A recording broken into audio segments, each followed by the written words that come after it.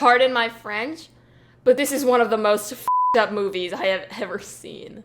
The Neon Demon is Nicolas Winding Refn's newest film, starring Elle Fanning, Jena Malone, Abbey Lee, and Bella Heathcote. It's a drama thriller with some horror elements in it, and it's about this young teenager named Jessie, played by Elle Fanning, who has just moved to the city of Los Angeles looking to have a career as a model. As Jessie meets people in the industry, she soon realizes that everyone is taken back by her beauty and just telling her that she has everything it takes to be a top model. And people are not very happy with this, in particular, several models who are jealous of her beauty. And because of this, Jessie's narcissism begins to consume her in a way that takes a heavy toll on her. I actually didn't know about this film until quite recently, but as soon as I found out it was a Nicolas Winding Refn film, I was like, I want to see this, because Drive is definitely one of my favorite films as of now.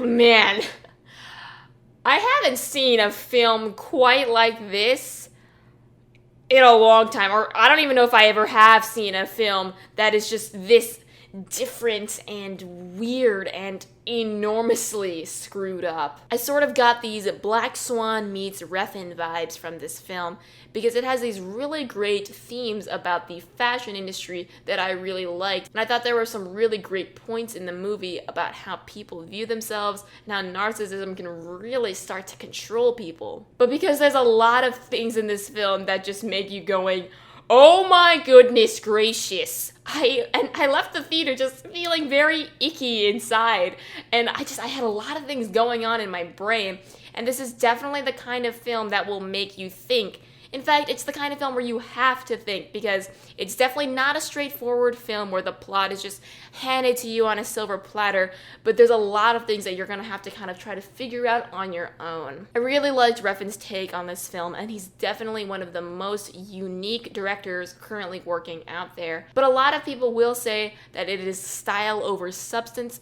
and on one hand, I can agree with that, but there's definitely a lot here that makes it a good film. I was completely mesmerized throughout the entire film, and I was just always on edge because of all this disturbing stuff going on, particularly in the third act, and a lot of questions I had and I wanted the answers to, but we definitely don't get all the answers because it's the kind of film where you have to interpret and think of your own meanings behind everything that happens. It's a very intense and artsy film. I thought it was really well done. I mean, visually, this is just a beautiful movie and definitely has a lot of great aesthetics in it. Because of that, the directing and the cinematography were absolutely on point, and I expected no less of Nicolas Winding Refn. The soundtrack was also phenomenal, and it 100% fit the tone of this film perfectly. It just perfectly encapsulated what this film was about. And I think it's really cool when a soundtrack can do that and convey so much tone just through the music. I mean, I'm listening to the soundtrack just on my own on Spotify, and there's a lot of parts where I'm just like, oh, this song is making me feel all creepy and tingly inside. Why did my voice go up 10 octaves? I have no idea. I also thought the acting was superb. Elle Fanning did a great job as the lead character Jessie, but I thought that the standout actress in this movie was Jena Malone. Holy crap! She did some things in this movie that were very, wow. I'm sorry, I don't know how to describe it without spoiling it, but oh my gosh, major props to Jena Malone for all of the acting she had to do in this movie. I have no words.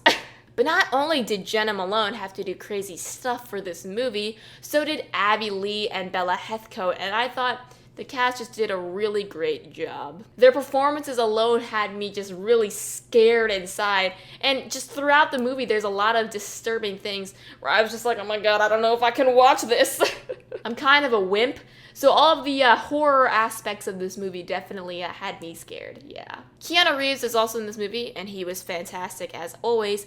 And even though he plays a smaller character, he actually has quite a substantial role in the plot and developing this to kind of jump into the third act. However, the way that they made Keanu Reeves' character kind of develop the plot, I wasn't entirely happy with, because it just kind of came out of nowhere, and I was like, wasn't expecting that of his character. And then he just disappears, and I just felt that wasn't very well polished, because it was almost as if he was just used as a plot device. The only other problem I have with this film is that since it kind of is style over substance, there is a lot of things that are left unanswered and up to the viewer to interpret.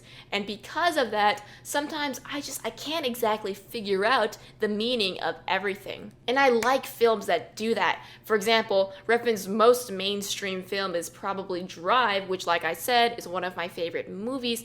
And there is a lot of things where you kind of have to interpret on your own, but it's not like too pretentious where you're just like, I don't get it.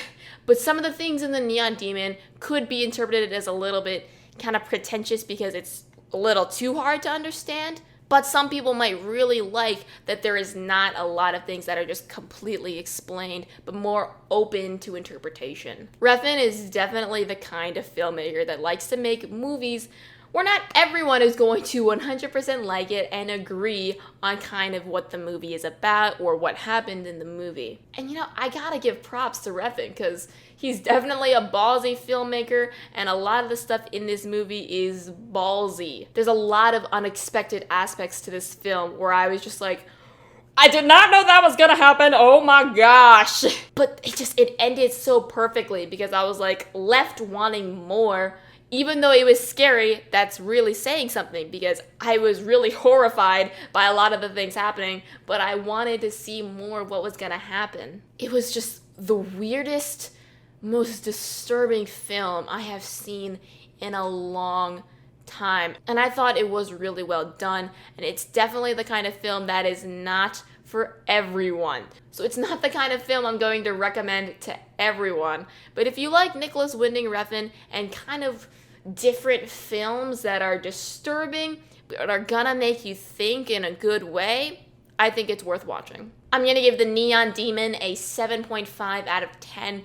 And because this is a stylistic movie, I would say see it in theaters, because I think it's worth seeing on the big screen and kind of just watching all this crazy shit go down. Thank you guys so much for watching. If you enjoyed the review, please let me know how you felt about it in the comments below, and tell me what you think about The Neon Demon. I am very curious what other people are thinking about this film, since it's a very 50-50 kind of viewpoint, and I think it'd be fun to discuss the film in the comments. That's it for this review. Please subscribe if you would like to see more of my videos, and I'll see you in the next one.